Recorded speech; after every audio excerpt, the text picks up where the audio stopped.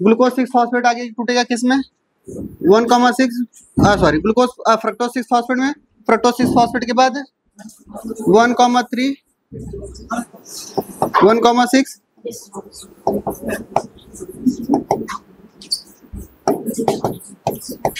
Fructose 20 phosphate, कुछ इस तरीके से।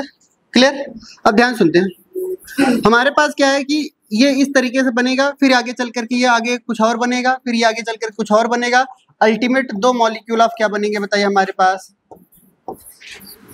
पायरुविक एसिड बनेंगे। हमारा मकसद तो ये है ना। क्लियर। हमें ये बताना था कि यहाँ से ग्लूकोज से यहाँ तक बनने के लिए, पायरुविक एसिड बनने के लिए, इनको हमने ग्लाइकोलिसिस बोला था, यहाँ पर NADH बनेगा। बोलिए बात सही है।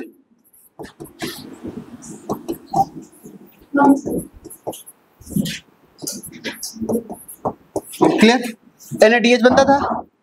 अब हमारे पास ये आता है कि ये पायरुविक एसिड यहाँ तक ये ग्लाइकोलिसिस हो गया। अब इस पायरुविक एसिड का भविष्य क्या है, हमें ये समझाना था। क्लियर। तो भविष्य क्या होगा, ध्यान सुनिएगा। अगर ये पायरुविक एसिड है तो इनके 2 काम होंगे, या तो फिर ये एरोबिक रिस्पायरेशन करेंगे, या तो फिर कैसा होगा, एनारोबिक कंडीशन आएगा। क्लियर। अगर ये एरोबिक कंडीशन में जाते हैं और ये एनारोबिक कंडीशन में जाते हैं तो क्या होगा। क्लियर। अगर हम ये मान के चलते हैं एरोबिक कंडीशन इनको मिला, कैसा कंडीशन मिला बताइए, एरोबिक कंडीशन इनको दिखाई दिया। क्लियर। एरोबिक कंडीशन दिखाई देने के बाद ये क्या करते हैं, आगे फर्दर किस में पार्टिसिपेट करेंगे, तो ये कैसे दिखाई देंगे, ये लिंक रिएक्शन में पार्टिसिपेट करते हैं। किस में पार्टिसिपेट करेंगे बताइए, लिंक रिएक्शन में पार्टिसिपेट करेंगे। और लिंक रिएक्शन आगे चल करके क्या कराता है, एक क्रेब साइकिल चलाती है, यानी इनको हम बोलते हैं TCA साइकिल। कैसा साइकिल, क्रेब साइकिल भी बोल सकते हैं, या फिर इनको हम TCA साइकिल भी बोलते हैं। ठीक है। और फिर ये फर्दर आगे चल करके किस में पार्टिसिपेट करेंगे बताइए, ETS में। क्लियर। अभी तो मकसद हमारा ये नहीं है पढ़ाना aerobic condition. Clear. Aerobic respiration तो बहुत बड़ा टॉपिक हो जाएगा हमारे लिए। क्लियर। हमें सिर्फ और सिर्फ अभी एनारोबिक के बारे में समझना है। क्लियर। अगर इनको एनारोबिक कंडीशन मिलता है तो क्या होगा, कैसा कंडीशन मिला इनको बताइए, एनारोबिक कंडीशन अगर इनको दिखाई दिया,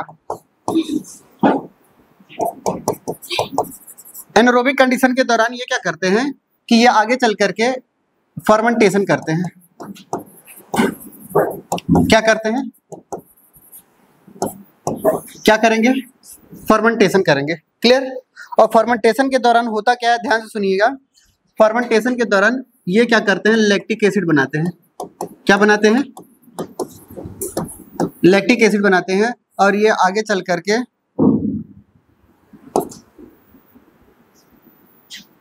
लैक्टिक एसिड है। लैक्टिक एसिड किसके प्रेजेंस में, लैक्टेट डिहाइड्रोजिनेज।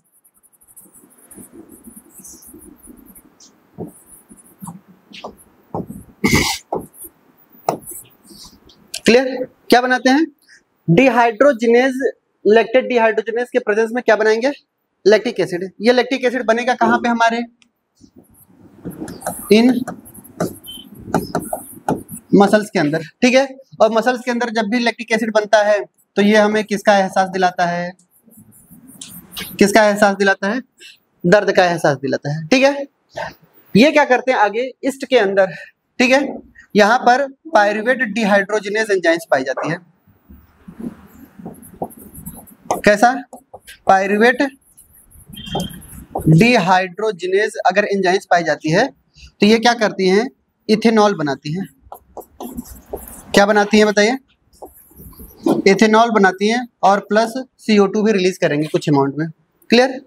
इथेनॉल किसके अंदर बनेगा बताइए, हमारे ईस्ट के अंदर बनेगा। क्लियर। हमें यह समझना है फर्मेंटेशन के बारे में। क्लियर। अभी यहाँ और इसके बारे में भी डिटेल में हम पढ़ाएंगे आपको। क्लियर। जल्दी करिए। अब सुनते ध्यान से इस प्रोसेस को देखिए। NAD से ये क्या बना रहे हैं बताइए, NADH प्लस H+N बना रहे हैं ना। यहाँ पे एनर्जी क्या हो रही है, इन्वेस्ट कर रहे हैं कि निकल रही है, निकल रही है। अब ये जो एनर्जी होगी, ठीक है, इनके सिंथेसिस में मदद करेगी। जैसे हम आपको समझा रहे हैं, इधर देखिएगा, हम आपको क्या पढ़ा रहे हैं, फर्मेंटेशन।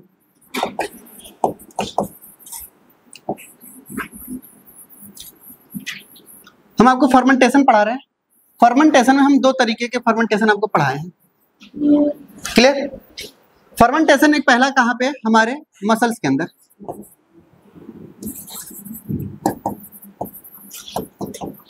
पहले हम ऐसे लिख दे रहे हैं, सुनते हैं। हमारे पास ये क्या है, पायरुविक एसिड है। क्लियर? पायरुविक एसिड आगे चल करके टूटेगी किसमें, हमारे पास लैक्टिक एसिड में। पायरुविक एसिड कितने कार्बन की, ये कितने कार्बन की, 3 कार्बन की। ठीक है? क्या ये हमारे पास किसी भी तरीके का ऑक्सीडेशन हो रहा है? अरे बोलिए, नहीं हो रहा है। क्यों? क्योंकि कोई चेंजेस नहीं आए। क्लियर? क्या डीकार्बोक्सिलेशन हो रहा है? नहीं हो रहा है। अब हमने ये कहा कि लैक्टिक एसिड हमारे पास कहाँ कहाँ बनते हैं। क्लियर? अगर आपसे कोई पूछेगा एग्जाम्पल, यहाँ पे कौन सी एंजाइम्स काम की, तो क्या बोलेंगे एंजाइम्स का नाम? Lactate dehydrogenase. क्लियर? ये क्या बना है? एग्जाम्पल आप बताइए इसका क्या होगा। एग्जाम्पल, जितने भी कर्ड मेकिंग बैक्टीरिया होती हैं, जितने भी कर्ड मेकिंग बैक्टीरिया होती हैं, ठीक है, सब के सब में ये पाई जाती है। क्लियर? दूसरा एग्जाम्पल हमारे पास एनिमल मसल्स के अंदर।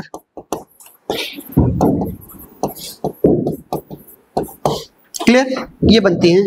शायद इसकी मैकेनिज्म हमने पढ़ाया है मसल्स में ना, याद आ रही है? मसल फटीग वगैरह याद आ रही है? क्लियर? नेक्स्ट पॉइंट, यहाँ पे जो पायरुविक एसिड है, ध्यान से सुनिए, ये जो पायरुविक एसिड है कितने कार्बन का? 3 कार्बन का। ये क्या करता है, हमारे पास टूटता है हमारे पास एसिटल्डिहाइड में।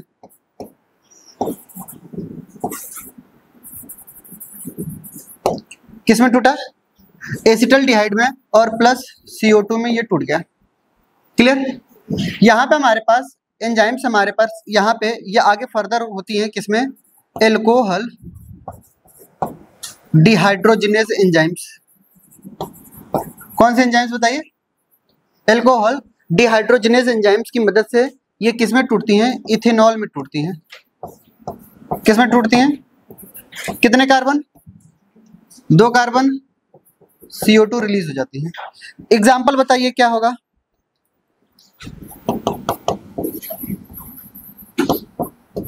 ईस्ट। यहाँ पे कोई एंजाइम्स लगेगी? अरे एक एंजाइम्स बताया था, क्या? पायरुवेट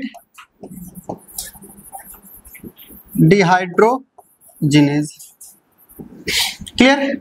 अब सुनते ध्यान से, यहां से यहां तक बनने के लिए एंजाइम्स को, क्लियर, NAD जो प्लस था, क्लियर,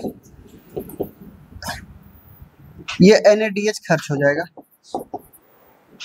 समझ आई बात? सेम यही बात यहां पे भी करनी है अपने को।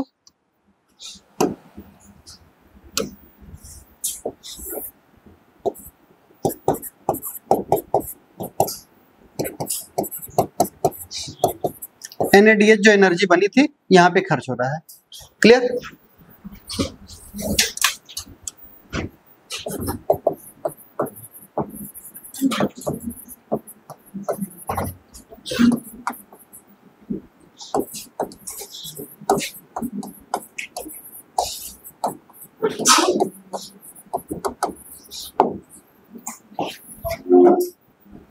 फर्मेंटेशन और एरोबिक रेस्पिरेशन में डिफरेंस हम लिखवा दे रहे हैं। क्लियर? फर्मेंटेशन, एरोबिक रेस्पिरेशन में डिफरेंस, इधर देखिएगा। सबसे पहला डिफरेंस, अगर हम बात करते हैं टोटल गेन की, तो कितने एटीपी मिलते हैं इनमें? हमें 2 एटीपी मिलते हैं। क्लियर? जबकि एरोबिक रेस्पिरेशन में कितने एटीपी मिलते थे बताइए? एरोबिक रेस्पिरेशन में हमें 38 एटीपी मिलते हैं। आएगा अभी बता देंगे। क्लियर? एरोबिक रेस्पिरेशन में कितने एटीपी? 38। फर्मेंटेशन के दौरान कितने एटीपी? आप हमें बताइए, ज्यादा एनर्जी किसमें निकल रही है, एरोबिक में या फर्मेंटेशन में? बोलिए। सबसे ज्यादा एनर्जी हमें किसमें नजर आती है? एरोबिक रिस्पायरेशन में। क्यों? क्योंकि कंप्लीट ऑक्सीडेशन हो रहा है यहाँ पे। बोली बात सही है।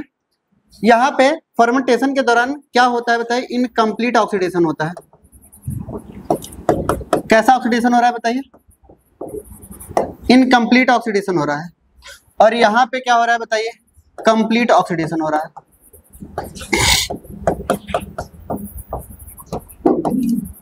Complete oxidation. कंप्लीट ऑक्सीडेशन का मतलब कैसे? जैसे यहाँ पे ग्लूकोज है हमारा,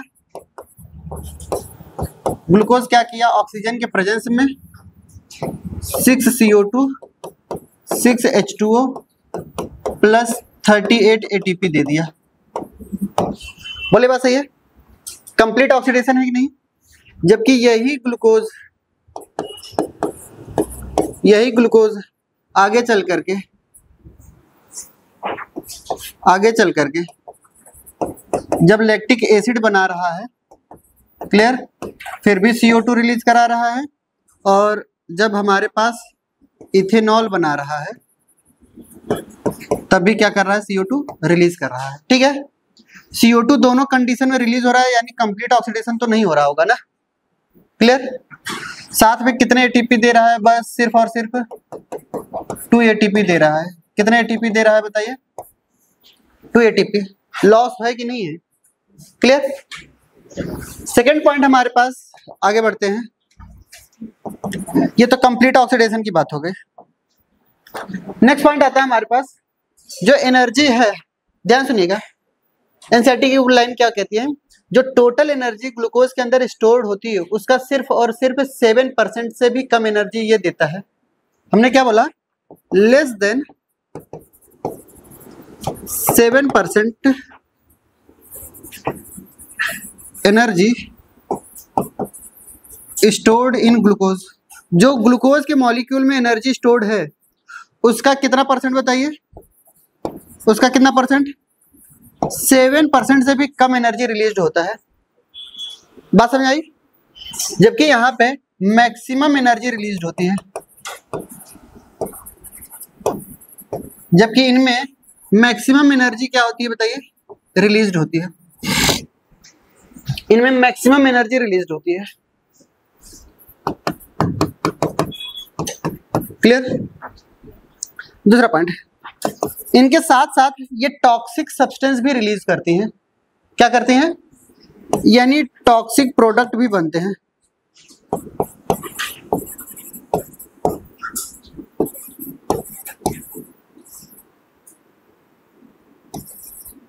टॉक्सिक प्रोडक्ट रिलीज होती हैं।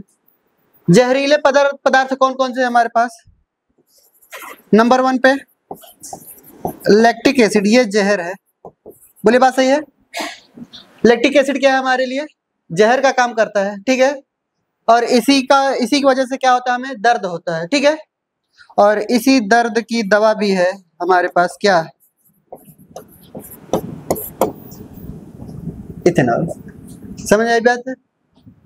शायरी नहीं बोल रहे हैं, ये बता रहे हैं बातें। ठीक है, ये दर्द है लैक्टिक एसिड, और उस दर्द की दवा भी ये बना रहा है। दोनों जहर का ही नाम है। जहर को जहर ही तो मारता है। क्लियर। तो यानी हमने ये कहा कि लैक्टिक एसिड और इथेनॉल क्या है? ये टॉक्सिक मटेरियल रिलीज करते हैं। हम आपको बता रहे हैं क्या है इसका फंडा। अगर हम बात करते हैं कि 13% से ज्यादा एल्कोहल का कंसंट्रेशन अगर कहीं पे होता है, जैसे एल्कोहल बनाया कौन? इथेनॉल बनाया कौन? ईस्ट ने बनाया। ईस्ट अगर 13% से ऊपर एल्कोहल का कंसंट्रेशन हो गया है, वो एल्कोहल ईस्ट के लिए भी जहर हो जाएगा। यानी जिसने बनाया उसी के लिए जहर हो गया। समझ आई बात? यानी अगर कोई भी एल्कोहल 13% से, अगर परसेंट वॉल्यूम आपने जानते होंगे आप, ठीक है, अगर 13% वॉल्यूम अगर उसने क्या किया, अचीव कर लिया, उससे ज्यादा हो गया, तो वो अब एल्कोहल ना रहा, क्या रहा? जहर बन जाएगा, टॉक्सिक मटेरियल बन जाता है। क्लियर। तो एनसीईआरटी ने एक टर्म लिखा है कि अगर हम बात करते हैं कि किसकी? ईस्ट की, तो ईस्ट भी 13% पर अपने आप को जो एल्कोहल बनाई है वो उसके लिए खुद पॉइजन हो जाता है। समझ आई बात? दूसरा पॉइंट हमें ये याद रखना है। फिर कहोगे सर जी 100% एल्कोहल कई जगह पे लिखा रहता है, बहुत जगह पे पूरा एल्कोहल लिखा रहता है, 70% एल्कोहल, 50% एल्कोहल, या लैब वगैरह में आप जाते होंगे। तो यहाँ पे क्या है हमारे पास कि जितने भी अल्कोहल की बात कर रहे हैं, क्लियर, तो हम आपको बताना चाह रहे हैं कि जितने भी अल्कोहल हैं 100% अगर कई लोग दिखाते हैं या 70% दिखाते हैं या 50%, ज्यादा कंसंट्रेटेड अल्कोहल बनाने के लिए मुझे डिस्टिलेशन करना पड़ेगा। क्या करना पड़ेगा? डिस्टिलेशन। और डिस्टिलेशन करना कब सिखाएंगे? माइक्रोजन ह्यूमन वेलफेयर, दारू बनाना सिखाएंगे हम आपको, क्लियर।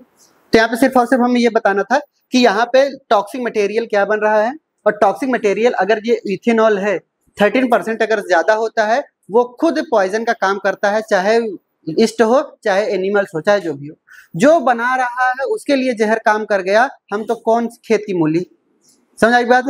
तो लिखते हैं यहाँ पे इनके बारे में, यहाँ पे कोई भी टॉक्सिक मटेरियल रिलीज नहीं होता, नो टॉक्सिक प्रोडक्ट रिलीज्ड। अब ध्यान से सुनिएगा, टॉक्सिक तो हमारे लिए CO2 भी है, बट एज कंपेयर टू इतना टॉक्सिक भी नहीं है जितना हम लोग समझते हैं। समझ आई बात? CO2 उतना भी टॉक्सिक नहीं है जितना हम लोगों ने पूरा मान लिया उसको, क्लियर। तो यानी यहाँ पे टॉक्सिक मटेरियल के नाम पे क्या निकलेगा? यही CO2 निकलेगा ना। CO2 इतना भी जहर नहीं है। समझ आ रही बात? नेक्स्ट पॉइंट लिखेंगे हमारे पास, more than 13%,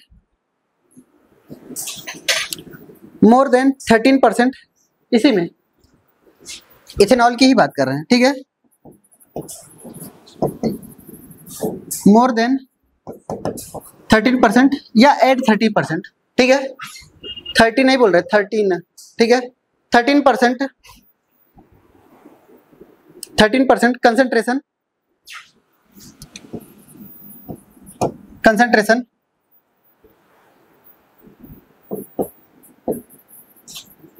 ethanol act as किसकी तरह? पॉइजन की तरह काम करने लगता है।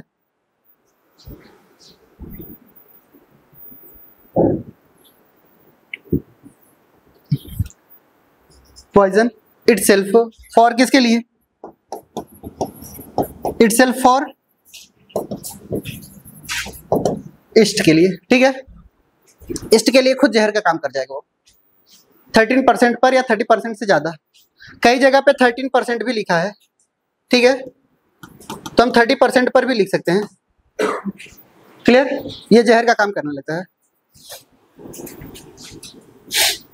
क्लियर। चलिए हमें बताइए, अगर अल्कोहल का कंसंट्रेशन इंक्रीज करना हुआ, हम ये मान चलते हैं for increases concentration of alcohol, अगर एल्कोहल का कंसंट्रेशन इंक्रीज करना हुआ, ठीक है, तो क्या लिखेंगे बताइए?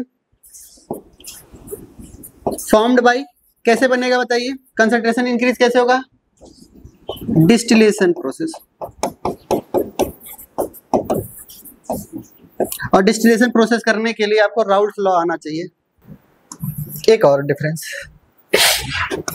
समझेगा सर, यहाँ पे NaDH थे प्लस H प्लस था, आगे चल करके ये क्या बना रहे थे? NaD प्लस बना रहे थे, ठीक है। ये एक तरीके का कैसा प्रोसेस है? स्लो प्रोसेस है। कैसा स्टेप प्रोसेस है बताइए? स्लो स्टेप प्रोसेस है, क्लियर। जबकि यहाँ पे जो NaDH प्लस H प्लस होगा वो आगे चल करके NaD में कन्वर्ट हो रहा है, क्लियर। ये एक तरीके का फास्ट प्रोसेस है। कैसा प्रोसेस है बताइए? फास्ट। इसको हम बोलते हैं, आपके एनसीईआरटी ने लिखा है रोबस्ट स्टेप, फास्ट स्टेप है। कैसा है बताइए? फास्ट है। क्यों? क्योंकि ये ETS में इंटर कर रहा है, क्लियर। किस में इंटर कर रहा है? ETS में इंटर कर रहा है। ये क्या दिया हमें? ATP दिया। क्या दिया? ATP दिया ना। हेडिंग हो गया हमारे पास एरोबिक रिस्पायरेशन।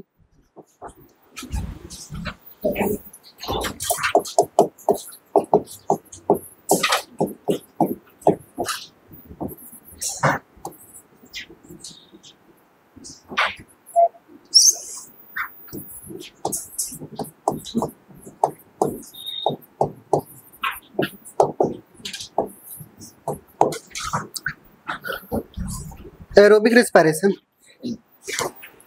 समझा एरोबिक रिस्पायरेशन? इधर देखिएगा, ये ग्लूकोज का मॉलिक्यूल है, किसमें टूटेगा बताइए? 2 मॉलिक्यूल ऑफ पायरुवेट में। अब ये जो 2 मॉलिक्यूल ऑफ पायरुवेट है, ये आगे चल करके क्या करेगा? एरोबिक रिस्पायरेशन, एरोबिक कंडीशन में जाने वाला है। कैसे कंडीशन में जाने वाला है बताइए? ये एरोबिक कंडीशन में जाने वाला है। एरोबिक कंडीशन के लिए इसको कहाँ पे इंटर करना पड़ेगा? माइटोकॉन्ड्रिया में इंटर करना पड़ेगा। कहाँ पे इंटर करना पड़ेगा?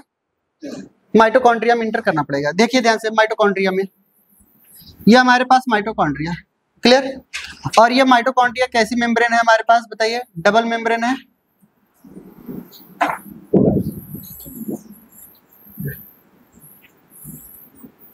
ये माइटोकॉन्ड्रिया बनाया है, क्लियर? ये माइटोकॉन्ड्रिया की कैसी मेम्ब्रेन? Outer membrane. ये कैसी मेम्ब्रेन बताइए? Inner membrane. और इनके बीच की जो स्पेस पाई जा रही थी, इनको हमने क्या बोला था? Perimitochondrial space, clear? इनके अंदर जो यहाँ पे पाई जा रही है, ये माइटोकॉन्ड्रिया की क्या पाई जा रही है? मैट्रिक्स पाई जा रही है।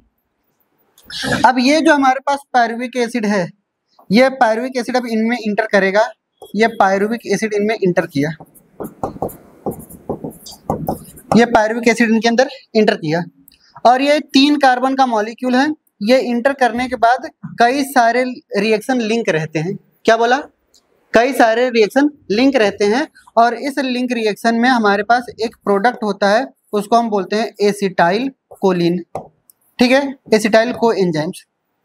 ये जो एसिटाइल कोएंजाइम्स है, ये लिंक रिएक्शन की फर्स्ट स्टेबल मॉलिक्यूल है, ठीक है? और ये रिएक्शन कैसी है बताइए हमारे लिए? ये रिएक्शन को हमने क्या बोला नाम? लिंक रिएक्शन बोला। क्या बोला इनको हमने? Link reaction. ये लिंक रिएक्शन फिर आगे चल करके कई सारे चीजों को लिंक करती हैं, ठीक है? इसीलिए इनको हम लिंक मॉलिक्यूल बोलते हैं। हमने ये कहा कि ये कई सारे स्टेप बाय स्टेप लिंक क्यों बोल रहे हैं, हम आपको समझाएंगे। अभी हमारा मकसद क्या है? एरोबिक रिस्पायरेशन पढ़ाना, ना कि link reaction, clear? Link reaction का मतलब ये होता है कि जो हमारे पास किसी भी ग्लाइकोलिसिस को क्रेब्स साइकिल से लिंक करता हो, कनेक्ट करता हो। ये हमारे पास ग्लाइकोलिसिस है, और ग्लाइकोलिसिस का मॉलिक्यूल जो हमारे पास पायरुविक एसिड है, ये क्रेब्स साइकिल से लिंक कर रहा है, इसलिए हम इनको लिंक रिएक्शन बोल रहे हैं। लिंक रिएक्शन के मॉलिक्यूल को हम क्या बोलेंगे? Link molecule. और लिंक मॉलिक्यूल का नाम क्या बताइए? Acetyl coenzymes, clear? अब हमने ये कहा कि यहाँ पे कोई एक एंजाइम्स आएगा, और ये एंजाइम्स क्या करेगा? आगे चल करके ये यहाँ पर क्रेब्स साइकिल चलवाएगा। क्या चलवाएगा बताइए? क्रेब्स साइकिल चलवाएगा, क्लियर? और क्रेब्स साइकिल चलाने के बाद यहाँ पे ईटीएस में ये पार्टिसिपेट कर लेगा, और ईटीएस के दौरान यहाँ पर आगे चल के एनर्जी बनेगी, क्लियर? अब जब जब हमारे पास क्रेब्स साइकिल चला, ध्यान समझिएगा, जब जब लिंक रिएक्शन चला, तब तब हमारे पास यहाँ पे NADH बना। क्या बना? NADH। NADH जो बनेगा हमारे पास, इस मॉलिक्यूल से भी NADH ही बनता है, क्लियर? और ये मैट्रिक्स में जा करके क्या करता है? आगे चल करके ये आगे चल करके क्या करेगा? NADH जो होगा प्लस H+ जो आयन होगा वो ऐसे बनेगा, और यहाँ पे क्या होगा? इनर माइटोकॉन्ड्रियल स्पेस के पास ETS चलती है, और ये जो H+ आयन है जब यहाँ के अंदर की तरफ आएंगे तभी एनर्जी जनरेट होता है, क्लियर? ये सारे मॉलिक्यूल का जो कार्यक्रम हो रहा है वो इनर मेम्ब्रेन में चलेगा। कहाँ चलेगा बताइए? इस इनर मेम्ब्रेन में चलेगा, क्लियर? ये जो बाहर जा रहे हैं वो बाहर नहीं जाकर के यहीं अंदर ही रहेंगे, H+ आयन यहाँ रहेंगे, ठीक है? फिर ये जब अंदर आएंगे तब जाकर के एनर्जी प्रोड्यूस होता है। अभी सिर्फ और सिर्फ हमें ये ओवरऑल व्यू हमने बनाया है, ये अभी फैक्ट नहीं बताया, ठीक है? हम सिर्फ और सिर्फ ये बताना चाह रहे हैं कि एरोबिक रिस्पायरेशन कहाँ चलता है? माइटोकॉन्ड्रिया में चलती है। समझ आई बात? अभी ये जो इतनी भी बातें आपको नहीं समझ आ रही है, कोई टेंशन की बात नहीं है। हमें ये मकसद समझाना था कि एरोबिक रिस्पायरेशन माइटोकॉन्ड्रिया के अंदर चलती है, और यही पायरुविक एसिड माइटोकॉन्ड्रिया की मैट्रिक्स में जाएंगे, और ये लिंक रिएक्शन करने के बाद क्रेब्स साइकिल चलाएंगे, जो कि एनर्जी प्रोड्यूस कराएंगे, क्लियर? अब बात आती है कि एरोबिक रिस्पायरेशन में क्या होता है। एरोबिक रिस्पायरेशन में क्या होता है कि यहाँ पे ऑक्सीजन क्या होता है बताइए? ऑक्सीजन का होना बहुत जरूरी है ना, इवन यहाँ तक कि ये भी बोला जाता है कि यहाँ पे primary last acceptor of electron, ठीक है, टर्मिनल एक्सेप्टर ऑफ जो इलेक्ट्रॉन होता है वो ईटीएस के अंदर ऑक्सीजन ही होता है। क्लियर? यानी हम ये कह सकते हैं कि जो टर्मिनल स्टेप है, टर्मिनल एक्सेप्टर ऑफ इलेक्ट्रॉन या टर्मिनल एक्सेप्टर ऑफ हाइड्रोजन, दोनों की बात मैं बोल रहा हूं, ठीक है, is oxygen. Terminal acceptor electron का कौन है बताइए? टर्मिनल एक्सेप्टर कौन है? इलेक्ट्रॉन का, ऑक्सीजन। और हाइड्रोजन का भी कौन है? मैं आपको एग्जांपल बता रहा हूं। जैसे अगर मैं एक हाइड्रोजन आयन बोलूं, क्या इसके पास प्रोटॉन और इसके पास इलेक्ट्रॉन है? अरे बोलिए। इलेक्ट्रॉन को हमारे पास ऑक्सीजन भी एक्सेप्ट करता है, हाइड्रोजन को भी एक्सेप्ट कर सकता है ऑक्सीजन। जैसे हमने ये कहा कि अगर हमारे पास जो H2O था, टूटता था H2 प्लस हाफ O2 में, ऐसे टूट, बोली बात सही है।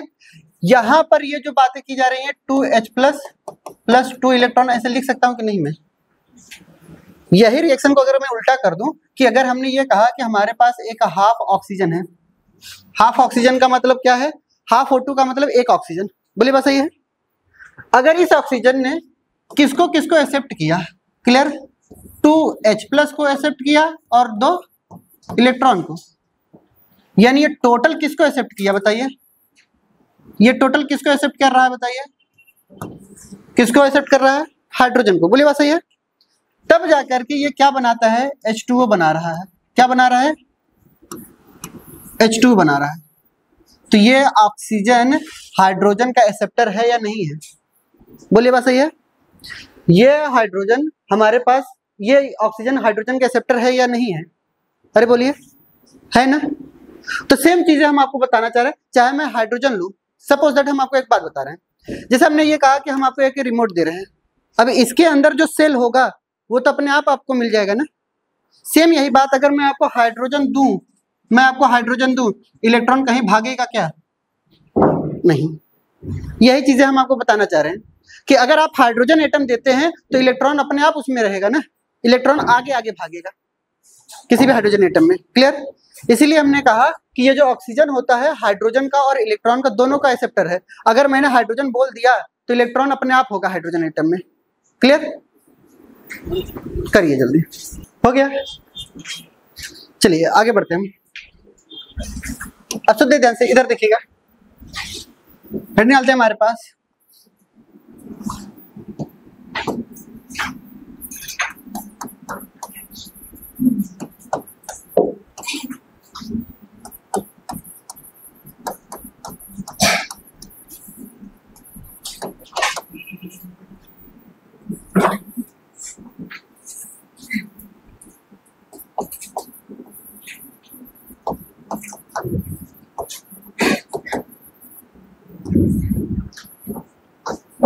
ऑक्सीडेटिव डीकार्बोक्सिलेशन, समझा है? ऑक्सीडेटिव डीकार्बोक्सिलेशन हमने ये कहा कि, ध्यान सुनिए, नाम को ध्यान से सुनिएगा।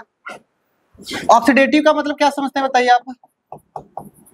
ऑक्सीडेशन होना, बोलिए। डी का मतलब आप क्या समझते हैं? डिलीट करना। कार्बोक्सिलेशन का मतलब क्या समझते हैं? CO2। समझ आई बात? यानी किसी भी मॉलिक्यूल से अगर हम क्या कर रहे हैं कि CO2 को डिलीट कर रहे हैं, हटा रहे हैं, यही हमारा क्या कहलाता है? Oxidative decarboxylation. क्लियर? ध्यान से सुनते हैं क्या है बात। हमने ये कहा कि ये हमारे पास एक सेल है, ये हमारे पास माइटोकॉन्ड्रिया, ये सेल है और सेल के अंदर क्या है? माइटोकॉन्ड्रिया। सेल के अंदर क्या होता है कि ये जो ग्लूकोज हुआ, ग्लूकोज ब्रेक डाउन हुआ किसमें? हमारे पास 2 मॉलिक्यूल ऑफ पायरुवेट में। किसमें टूटा बताइए? पायरुवेट में। ये ग्लाइकोलिसिस हुआ कहाँ पे? अरे ये कहाँ हो रहा है बताइए? साइटोप्लाज्म में। यानी ग्लाइकोलिसिस कहाँ होती है? साइटोप्लाज्म में। अब ये पायरुवेट मॉलिक्यूल कहाँ इंटर करेगा हमारे पास? Matrix of matrix of mitochondria में इंटर किया। क्लियर? यहां से हमारे पास कितने NADH निकले थे बताइए? 2 NADH निकल रहे थे कि एक निकल रहे थे? एक निकल रहे थे शायद।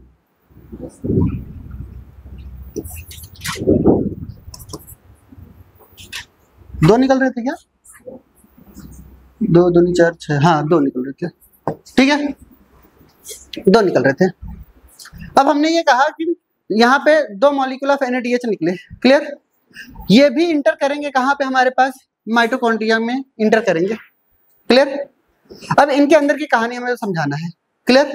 अब ध्यान से सुनिएगा। हमने ये कहा कि ये जो ग्लूकोज का मॉलिक्यूल है, ग्लूकोज के molecule 2 molecule of pyruvic acid में टूटे। 2 मॉलिक्यूल ऑफ पायरुविक एसिड में टूटे 3 कार्बन के। क्लियर?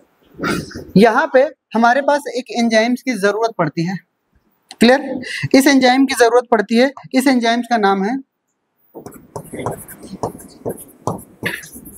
Pyruvate dehydrogenase complex. इनको हम शॉर्टकट में PDH बोलते हैं।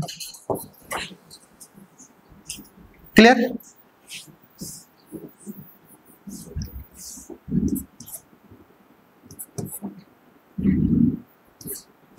हाँ PDH ही है,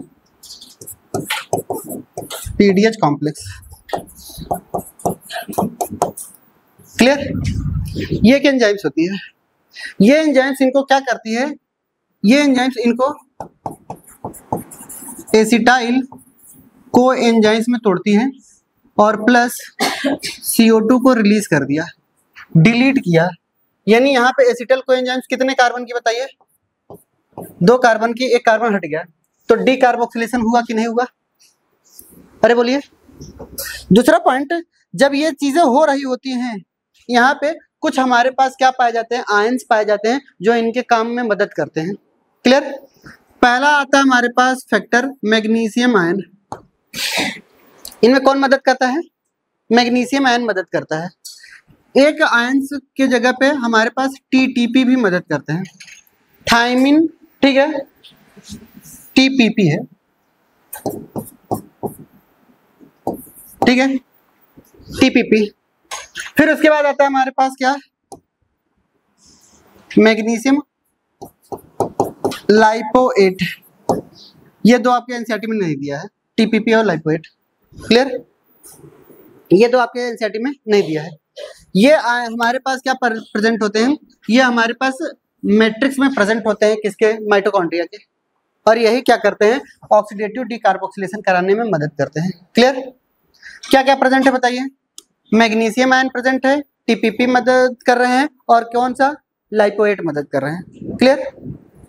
ये सब मदद करते हैं तो क्या बनता है हमारे पास? एसिटाइल कोएंजाइम्स बनती है, और ये हमारे पास ये है। क्लियर? इसी को हम बोलते हैं लिंक रिएक्शन। इन्हीं को हम क्या बोलते हैं बताइए? Link reaction. अब ये क्या करते हैं कि ये जब मदद करते हैं तो ये जो NAD है प्लस ये NADH बनाते हैं, प्लस ये H+ बनाते हैं। फिर ये आगे चल करके पार्टिसिपेट करते हैं किसमें? हमारे पास क्रेब्स साइकिल में। क्लियर? और क्रेब्स साइकिल के बाद कहाँ पार्टिसिपेट करेंगे? ETS में। क्लियर? सच पूछिए तो क्रेब्स साइकिल का पार्टिसिपेट यहाँ पे ना हो करके ये डायरेक्ट पहले ETS में पार्टिसिपेट ये कर लेते हैं, क्रेब्स साइकिल में इन्वॉल्व ये हो जाते हैं। ठीक है, जल्दी करिएगा।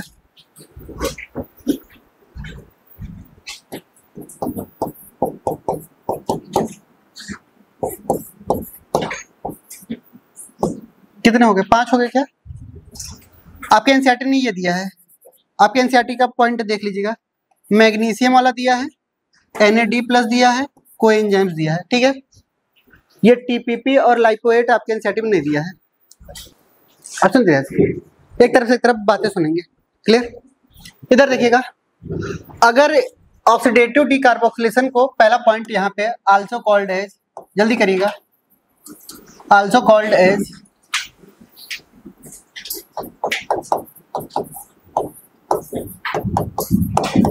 also called as link reaction.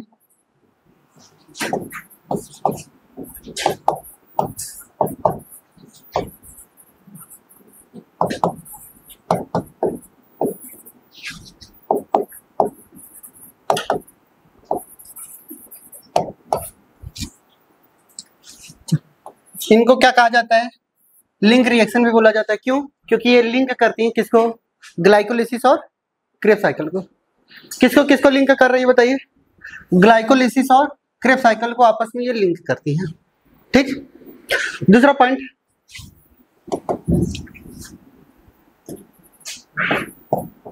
कहां हो रही है? Occurs in matrix of mitochondria. Mitochondria के मैट्रिक्स में हो रही है। बोलिए बात सही है? कहां हो रही है? माइटोकॉन्ड्रिया के मैट्रिक्स में हो रही है। दूसरा पॉइंट, एंजाइम्स का नाम बताइए। एंजाइम्स का नाम PDH कॉम्प्लेक्स। क्लियर? चलिए, एंजाइम के साथ जितने भी कोफैक्टर हैं उनके नाम बताइए। कोफैक्टर में कौन से? Magnesium ion, NAD+ ion, coenzymes, TPP, लाइपोएट। दो के लास्ट में नहीं याद करेंगे फिर भी चलेगा, बट ये शुरू के 3 याद होने चाहिए आपको। क्लियर? कितने ATP मिलेंगे आप बताइए, देख के बताइए। ध्यान सुनिए, यहां से हमारे पास कितने NADH? 2 NADH मिले। How many ATP formed in link reaction? सिर्फ और सिर्फ लिंक रिएक्शन। पायरुविक एसिड के बाद वाला जोड़ेंगे ना, ये तो ग्लाइकोलिसिस का हुआ ना। ATP इसमें कितने बने? यहाँ पे 2 पायरुविक एसिड है, एक पायरुविक एसिड से हमारे पास 1 NADH निकल रहे हैं। अगर 2 पायरुविक एसिड है तो मल्टीप्लाई बाई 2। ETS में यही 2 NADH जा रहे हैं। 2 NADH इज इक्वल टू कितने ATP? 6 ATP होगा। यानी ये जो ATP मिलेगी ETS से कितने मिलेगी? 6 मिलेगी। समझ आई बात? अब सुन देते हैं। ये हमारे पास एसिटाइल कोएंजाइम्स है, इनको हम लिंक मॉलिक्यूल बोले हैं। कैसा मॉलिक्यूल बोले हैं बताइए? कैसा मॉलिक्यूल है बताइए? लिंक मॉलिक्यूल है। क्यों लिंक मॉलिक्यूल है? ऐसा क्या है लिंक मॉलिक्यूल में? ये हमारे पास कार्बोहाइड्रेट मेटाबॉलिज्म में मदद करता है। किस में मदद किया बताइए? कार्बोहाइड्रेट के मेटाबॉलिज्म में मदद किया। यह हमारे फैट मेटाबॉलिज्म में मदद कर रहा है। यह हमारे प्रोटीन के मेटाबॉलिज्म में मदद कर रहा है। क्लियर?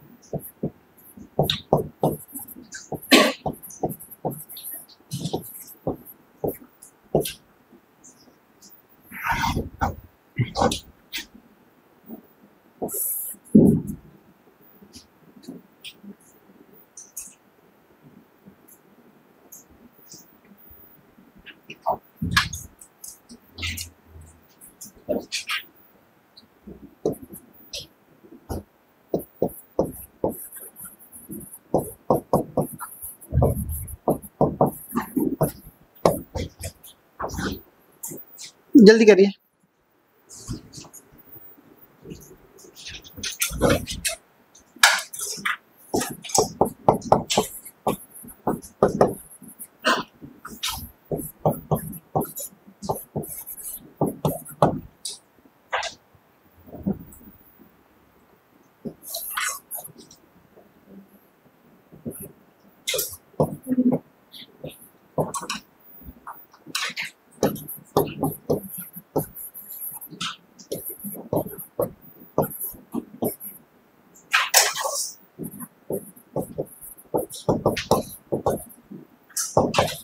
अब सुन रहे हैं?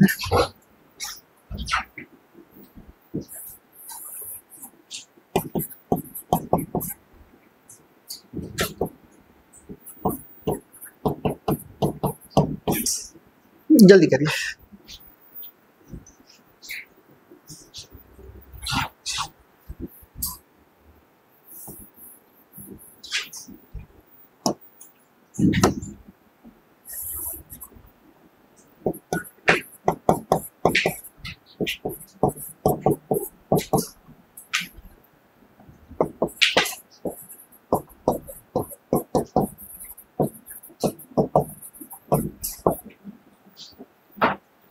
सिंपल सा प्रोसेस है। ये हमारा क्या है, पायरुविक एसिड। ये हमारा क्या है बताइए, पायरुविक एसिड है। क्लियर? पायरुविक एसिड का स्ट्रक्चर ऐसा होता है। जब पायरुविक एसिड में हम क्या करेंगे, डीकार्बोक्सिलेशन यानी कार्बोक्सिलेशन को, यानी हमारे पास CO2 को रिमूव करेंगे तो क्या आएगा हमारे पास, एसिटल्डिहाइड आएगा। और एसिटल्डिहाइड का जब भी हम ऑक्सीडेशन करेंगे तो क्या आएगा, एसिटिक एसिड। और एसिटिक एसिड में कोएंजाइम्स जोड़ देंगे तो एसिटाइल कोएंजाइम्स। क्लियर? सिंपल सा प्रोसेस है, हो गया। हेड डालते हैं, introduction of Krebs cycle.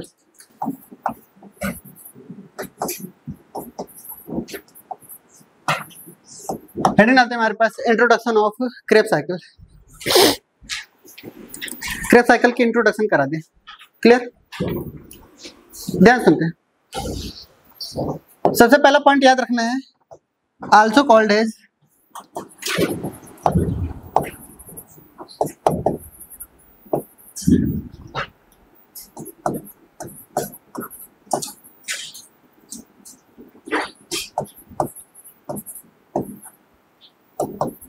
Krebs cycle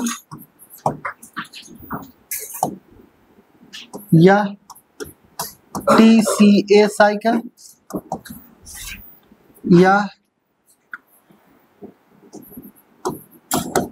citric acid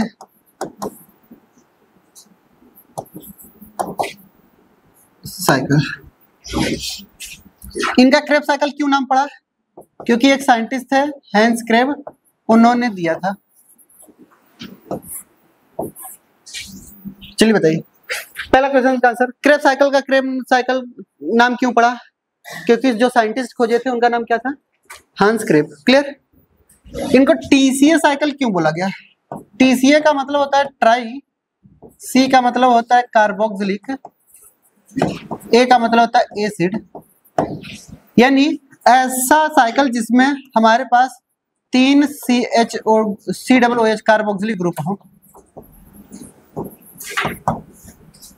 कितने ग्रुप हो बताइए, कितने COOH ग्रुप हो, 3 COOH ग्रुप हो। ठीक है? सिट्रिक एसिड साइकिल क्यों बोला गया, क्योंकि फर्स्ट स्टेबल जो प्रोडक्ट था, फर्स्ट स्टेबल जो प्रोडक्ट है वो क्या है हमारे पास, first stable product citric acid. एक बात अभी हम नोट डाल करके लिखवा दे रहे हैं आपको, आप बाद में समझ में आएगा। क्लियर? इधर देखिएगा, इनमें एक पॉइंट आएगा अल्फा कीटो ग्लूटेरिक एसिड। ठीक है? ये एक ऐसा मॉलिक्यूल है सिर्फ और सिर्फ जो कि 5 कार्बन का मॉलिक्यूल है। कैसा कार्बन का बताइए, 5 कार्बन का मॉलिक्यूल है ये, 5 कार्बन का मॉलिक्यूल है,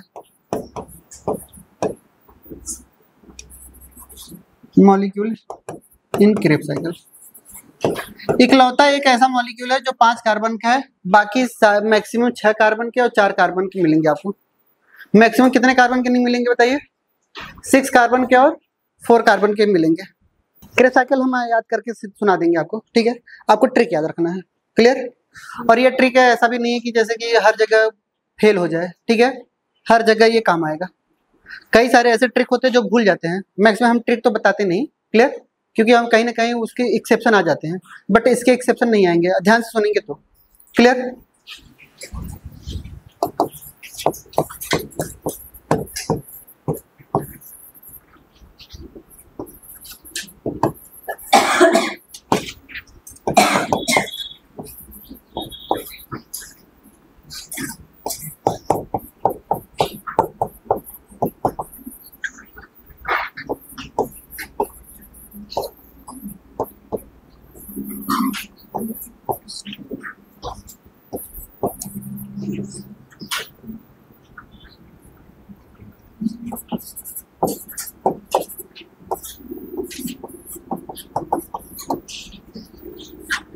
अब सुन रहे हैं सर, जो चीजें हाईलाइट कर रहे हैं उसको ध्यान से देखिएगा। क्रिकेट काउंसिलिंग ऑफ को कट कर दीजिए, ठीक है? इंडिया अपॉइंट स्मार्ट स्टाफ, ठीक है? Staff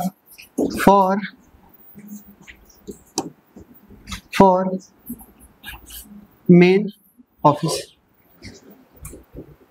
clear? याद हो जाएगा? यहाँ पे इसी तरीके से चलेगा कार्यक्रम।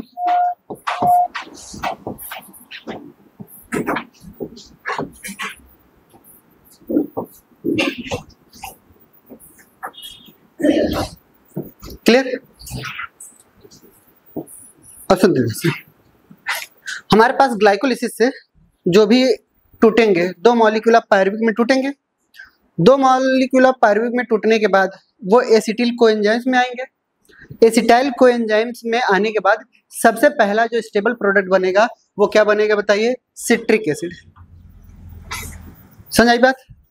क्या बनेगा यहाँ पे? सिट्रिक एसिड, ठीक है? दूसरा पॉइंट आता है हमारे पास, ये जो सी होती है, पहला हम लिखते जा रहे हैं ना, पहला स्टेप क्या बना हमारे पास? सिट्रेट। आपके एनसीईआरटी में सिट्रेट लिखा है या सिट्रिक एसिड? सिट्रेट ही लिखा है, क्लियर? एसिटिल कोएंजाइम से सिट्रेट बनाने के लिए एक एंजाइम्स की जरूरत पड़ती है और उस एंजाइम्स का नाम आता है सिट्रेट सिंथेज। क्रेब्स साइकिल की सबसे पहली एंजाइम है ये, क्योंकि पहला प्रोडक्ट बना रहे तो पहली एंजाइम ही तो होगी, क्लियर? ये जो सी है आपके एनसीईआरटी ने नहीं दिया इसके बारे में, क्लियर? इस सिस ऐसे लिख रहे हैं, सिस एकोनिटेट, ठीक है? फिर ऑफ हटा लीजिए, यहां पे आने के बाद आएगा आइसोसिट्रेट। क्या आएगा? आइसोसिट्रेट। और आइसोसिट्रेट आने के बाद यहाँ पे ए का मतलब क्या आएगा? क्लियर? देखिए ध्यान से, ये सिट्रेट हमारे पास कितने कार्बन के? 6 कार्बन के। ये कितने कार्बन के? 6 कार्बन के। सिट्रेट में, आइसोसिट्रेट में सिर्फ और सिर्फ किसका डिफरेंस है? किसका डिफरेंस है? फंक्शनल ग्रुप का। ये एक तरीके का आइसोमेरिज्म है। क्या बताइए? आइसोमेरिज्म में तो हमारे पास जाहिर सी बात है यहाँ पर 6 कार्बन ही होंगे, क्लियर? अब बात आती है यहाँ पे ए का मतलब क्या होगा? यहाँ पे alpha keto glutaric acid, alpha keto glutaric acid. Alpha keto glutaric acid कितने कार्बन? इकलौता एक ऐसा है मॉलिक्यूल क्रेब्स साइकिल जिसमें कितने कार्बन? 5 कार्बन के मॉलिक्यूल होते हैं। समझ आई बात? इसके बाद चाहे जो भी आ जाए सब के सब 4 कार्बन के कर दीजिएगा। कितने कार्बन के? 4 कार्बन। ध्यान समझिए, एस का मतलब हमने क्या देखा है? एस का मतलब हमने ये देखा है सक्सिनिल कोएंजाइम्स, ठीक है? और सक्सिनिल कोएंजाइम्स में फिर यहाँ पे क्या आ जाएगा? सक्सिनेट आ जाएगा। क्या आ जाएगा? सक्सिनेट। एफ का मतलब क्या आ जाएगा? फ्यूमरेट आ जाएगा। क्या आएगा? फ्यूमरेट। एम का मतलब क्या आ जाएगा? मेलेट। सबसे लास्ट वाला बताइए क्या आएगा? ऑक्सैलो एसिटिक एसिड है, ऑक्सैलो एसिटिक एसिड है। कितने कार्बन, कितने कार्बन, कितने कार्बन, कितने कार्बन, कितने कार्बन, समझ आई बात। दूसरा पॉइंट, अब हमारे पास ये 6 कार्बन का है, ये 6 कार्बन का, ये 6 कार्बन का, यहाँ पे तो कोई परिवर्तन नहीं आएगा, बोली बात सही है। परिवर्तन कहाँ पे आ रहा है, ये 6 कार्बन से अगर 5 कार्बन में ये जा रहे हैं, 6 कार्बन से 5 कार्बन में जा रहे हैं, तो यानी यहाँ पे एक CO2 निकल रहा होगा कहीं ना कहीं ना। अरे बोलो भाईजान, 5 कार्बन से अगर ये 4 कार्बन में इंटर कर रहे हैं, ध्यान से सुनिए, 5 कार्बन से ये 4 कार्बन में इंटर कर रहे हैं, तो जाहिर सी बात है कहीं ना कहीं तो गड़बड़ घोटाला है, CO2 निकल रहा होगा ना। ये क्या हो रहा है, डीकार्बोक्सिलेशन हो रहा है, समझ आई बात। अब यहां से क्या हो रहा है बताइए, सीधा ये प्रोडक्ट बनते चले जा रहे हैं, बनते चले जा रहे हैं, बनते चले जा रहे हैं, क्लियर। अब ध्यान से सुनना है, कहाँ कहाँ ATP बनेगा, कहाँ कहाँ NADPH बनेगा, क्लियर।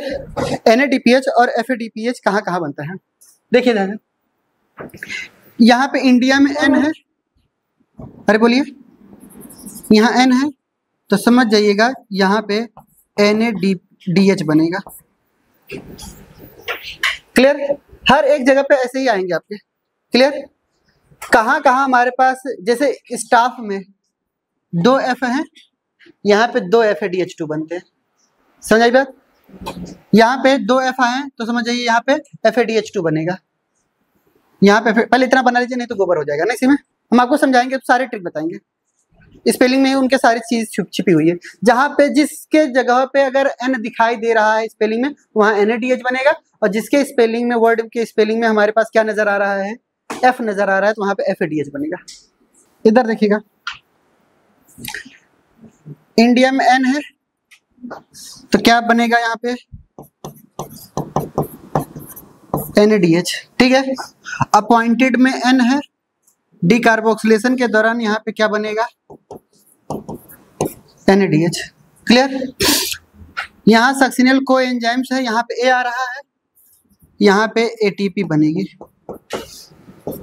क्या रिलीज होगा बताइए यहाँ पे, ध्यान से सुनते जाइए, सारे पॉइंट खत्म होते जाएंगे आपके, क्लियर। सक्सिनल कोएंजाइम्स में क्या आया बताइए, यहाँ पे A नजर आया तो ये ATP रिलीज होगी, क्लियर। अब यहाँ पे 2 बार F हो रही है, क्लियर। जब यहाँ से सक्सिनेट से फ्यूमरेट बनने वाला होता है, तो उस दौरान यहाँ पे क्या बनते हैं, FADH2 बनते हैं, 2 F आ रहे हैं तो 2 FADH2 बनेंगे, क्लियर। हमने कहा कि यहाँ पे फॉर मेन ऑफिस N आ रहा है यहाँ पर, बोलिए बात सही है। तो मेलोनेट से अगर हमारे पास ऑक्जेलिक एसिड बनने वाले होते हैं, तो यहाँ पे क्या बनेंगे बताइए, NADH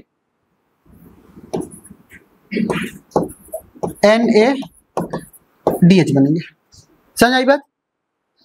सिर्फ और सिर्फ ये याद रखना है N, फिर यहाँ पे डबल F है तो FADH2 बनेंगे। यहाँ पे क्या याद रखना है, स्मार्ट में सक्सिनल कोएंजाइम्स में ATP बन रही गई है, ठीक है, ATP रिलीज होगी। अपॉइंटेड में N आ रहा है तो यहाँ पे क्या बनेंगे, NADH बनेंगे। यहाँ पे इंडिया में N आ रहा है तो यहाँ NADH बनेंगे, क्लियर। बस इतने स्टेप में ही बनते हैं NADH, क्लियर। एक्चुअल में जो ATP है वो आपके एनसीईआरटी ने लिखा है, ये GTP है, क्लियर। GTP फर्दर कन्वर्ट हो जाती है ATP में, बात एक ही है, क्लियर हो गया।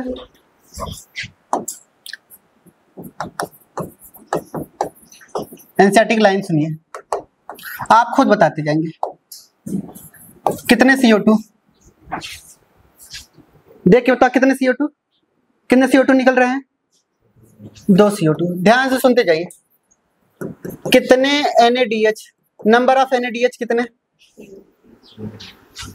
3 NADH। ध्यान से सुनते जाइए, कितने FADH2, कितने FADH2, एक ही तो एक FADH2, जो दिखाई दे रहा है वही बोलना है, क्लियर। और क्या बचा, कितने GTP, GTP is equal to ATP, बात एक ही है, क्लियर। कितने क्लियर, खत्म हमारा क्रेब साइकिल। चलिए सुन देते हैं, इधर देखिए, इधर देखिएगा। हमने ये कहा कि हमारे पास ग्लूकोज का मॉलिक्यूल है, ये हमारे पास ग्लूकोज का मॉलिक्यूल है, कितने कार्बन का, 6 कार्बन का। जब ये रिएक्शन करेगा तो 2 मॉलिक्यूल ऑफ क्या बनाएगा, पायरुविक एसिड बनाएगा। क्लियर, कितने कार्बन का, 3 कार्बन का बनाएगा। जब ये आगे चल करके रिएक्शन करेगा तो ये क्या बनाएगा, एसिटाइल कोएंजाइम्स बनाएगा, यानी ये कितने कार्बन का, 2 कार्बन का। क्लियर, यहां से यहां तक जाने के बाद यहां से क्या रिलीज हुआ, CO2 रिलीज हुआ। क्लियर, यहां से यहां तक जाने के बाद हमारे पास क्या बने, NADH बने। बोलिए बात सही है, किससे बने, NAD+ से। ठीक, अब हमने यहाँ पे ये बताया कितने NADH बन रहे हैं, बताइए 2। क्लियर, तो यहाँ पे मल्टीप्लाई बाय कितना कर दिया, बताइए हमने 2 कर दिया। क्लियर, जब यहाँ पे डीकार्बोक्सिलेशन करें, अब ये कहाँ पे इंटर करने जा रहा है, क्रेब साइकिल में। जैसे ये क्रेब साइकिल में इंटर करेगा, जैसे ये क्रेब साइकिल में इंटर करेगा तो यहाँ पे एक एंजाइम्स की जरूरत पड़ती है। किसकी जरूरत पड़ती है, एंजाइम्स की जरूरत पड़ती है, और उस एंजाइम का नाम होता है सिट्रेट सिंथेज। उस एंजाइम का नाम क्या है, सिट्रेट सिंथेज। और उस एंजाइम की मदद से ये क्या बनाएगा, बताइए, सिट्रिक एसिड बनाएगा या फिर सिट्रेट बनाएगा। आपके एनसीईआरटी ने क्या बनाया है, सिट्रिक एसिड बनाया है, सिट्रेट लिखा है, सिट्रिक एसिड, तो सिट्रिक एसिड लिख लीजिएगा। क्लियर, अब ये सिट्रिक एसिड आगे चल करके क्या बनाता है, हमारे पास क्या बनाता है, सिस एकोनिटेट बनाता है।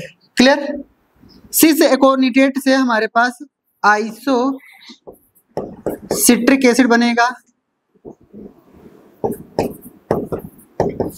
क्लियर, आइसोसिट्रिक से आगे चल करके क्या बोला जाएगा, अल्फा कीटो ग्लूटेरिक एसिड बनेगा। बोलिए बात सही है, अल्फा कीटो ग्लूटेरिक एसिड से आगे चल करके क्या बनाएगा, ऐसे सक्सिनिल कोएंजाइम्स बनाएगा, और सक्सिनिल कोएंजाइम्स में हमारे पास सक्सिनेट बनेगा। क्लियर, सक्सिनेट से आगे चल करके क्या बनेंगे, मेलोनेट बनते हैं। कि मेलेट लिखा है आपके आंसर में, क्या लिखा है, मैलिक एसिड लिखा है, तो मैलिक लिख लीजिएगा, malic acid. Clear, malic acid के बाद ये किसमें, फ्यूमरिक एसिड या फ्यूमरेट लिखा है, बताइए।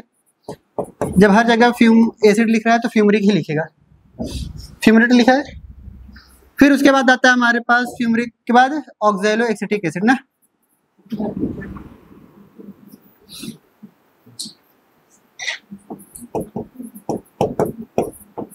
एसिड, फिर ये ऐसे। क्लियर, अब सुनते जैसे सिट्रेट,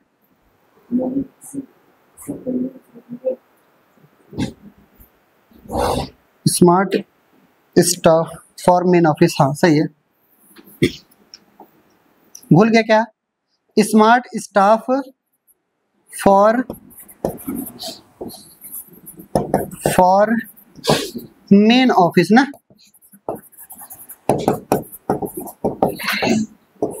क्लियर, समझ आई बात, वो ट्रिक नहीं याद रखिए, पहले आप ऐसे समझ लीजिएगा, फिर वो अपने आप ट्रिक याद रख लीजिएगा। ठीक है, आप भूलेंगे ही नहीं। चलिए बताइए, कहाँ कहाँ हमारे पास निकल रहे थे। ठीक है, पहले ये 2 कार्बन, ये हमारे पास कितने कार्बन, 6 कार्बन, ये हमारे पास कितने कार्बन, ये कार्बन कितने, 6। ठीक है, अब यहाँ से 6 कार्बन से यहाँ से कितने कार्बन आ गए, 5 कार्बन आ गए, यानी यहाँ से एक CO2 क्या होगा, निकलेगा। जब भी CO2 निकल रहा होता है, ठीक है, तो यहाँ पे NAD+ से क्या बनेगा, NADH बनेगा। क्या बनेगा बताइए, NADH बनेगा। बोलिए बात सही है। 5 कार्बन से यहाँ पे 4 कार्बन में मैं आ रहा हूँ, मैं 4 कार्बन पे आ रहा हूँ, 4 कार्बन पे आ रहा हूँ, 4 कार्बन पे आ रहा हूँ, 4 कार्बन पे आ रहा हूं, तो ये यहां से यहां तक क्या होगा बताइए, क्या निकलेगा, CO2 निकलेगा। और यहाँ पे क्या आ रहा है, सक्सेनिल कोएंजाइम्स, यहाँ पे NADH फिर निकलेगा हमारे पास, ठीक है। यहाँ पे 1 GTP निकलेगी, क्या निकलेगी, या इसी को ATP की बात कर लेते हैं, समझ आई बात। अब बात आती है हमारे पास सक्सिनेट एंजाइम से हमारे पास फ्यूमरिक एसिड बन रहे हैं, क्लियर। अब हमारे पास क्या आएगा, यहां से यहां तक जाने के बाद NADH फिर से बनेगा किससे, NAD प्लस से, क्लियर। और हमने ये कहा कि यहाँ पे फ्यूमरिक एसिड से हमारे पास क्या बन रहे हैं, मैलिक एसिड, क्लियर।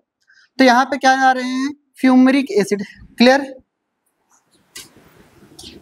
अब यहाँ पे क्या आएगा, यहां से यहां तक स्टाफ में क्या हो रहा था बताइए, डबल F आ रहे थे, तो यहाँ पे क्या बन रहा था, FADH2, क्लियर। मेन ऑफिस, ठीक है, मेन ऑफिस में M आ रहा था, यानी यहाँ पे क्या आएगा बताइए, NADH बनेगा किससे, NAD प्लस से, क्लियर। हर एक स्टेप में बना लीजिएगा। आपके एनसीईआरटी ने कुछ चीजों को नहीं लिखा है, ठीक है, जैसे सिस एकोनिटेट को नहीं लिखा है, बीच में सक्सिनेट को नहीं लिखा होगा, या सक्सिनिल कोएंजाइम्स को नहीं लिखा होगा, ठीक है, कई सारे स्टेप छोड़ दिया होगा इन्होंने, क्लियर। तो उसको हम इग्नोर करके कर रहे हैं, बाकी सब कुछ ऐसे ही लिखना है, याद करना है आपको। ये तो एक पायरुविक एसिड इंटर कर रहा है तब की बात कर रहे हैं ना, अरे बोलिए, एक पायरुविक एसिड इंटर कर रहा है तब, और अगर 2 पायरुविक एसिड इंटर करेंगे तो कितनी बार क्रेब्स साइकिल चलाना पड़ेगा, सबका मल्टीप्लाई बाई 2 कर देंगे, ठीक है। सुनते ध्यान से, इधर देखिएगा, अपने को क्या करना है, पैसे गिनने हैं, ATP कैलकुलेशन ना। चलिए आप हमें से बताइए, ग्लाइकोलिसिस में कितने ATP, क्लियर। क्या 2 ATP बन रहे थे, अरे बोलिए, क्या 2 NADH बन रहे थे, क्लियर। ये जो 2 ATP बन रहे थे वो क्या था, नेट ATP था, क्लियर। चलिए इतना खत्म। लिंक रिएक्शन में बताइए ATP कितना, क्लियर। लिंक रिएक्शन में कितने NADH बन रहे थे, 2 सिर्फ NADH बन रहे थे, किसी भी तरीके की ATP नहीं बन रही थी, बोले बात सही है, बात खत्म। क्रेब्स साइकिल की बताइए, क्लियर। क्रेब्स साइकिल में बताइए कितने NADH बताइए, कितने NADH, 3 NADH 2 बार चलाएंगे तो कितने NADH, 6 NADH, और 6 NADH बनेंगे प्लस H प्लस, बोले बात सही है। कितने ATP बनेंगे, 2 GTP में बोल दूं या फिर मैं क्या बोल दूं, ATP बोल दूं, बात तो बराबर है, क्लियर। या फिर मैं FADH2 जोड़ रहा हूं, कितने FADH2 बताइए, एक बार पायरुविक एसिड इंटर करेगा तो एक FADH2, 2 पायरुविक एसिड इंटर करेंगे तो 2 FADH2, यहां कर दिया। कितने हमारे पास ATP, एक GTP में बोलूं चाहे मैं ATP बोलूं, बात तो बराबर, क्लियर। टोटल ATP जोड़िए कितने, एक NADH से कितने ATP बताइए, 1 से 3 तो 2 से 6 ATP यहां पे हो गए, 6 ATP यहां पे हो गए, 18 ATP यहां पे हो गई, बोली बात सही है। और यहां पे कितने हो गए, 4 हो गए ATP, यहां पे 1, सॉरी 2 ATP था ना यहाँ, क्लियर। चलिए बताइए, टोटल ऐड करिएगा तो 38 ATP आएगा, क्लियर, सही है ना, 38 आ रहा है, ऐसे जोड़ लीजिए, 12 ये 18 ये 30 ये हो गया, 36 38, क्लियर।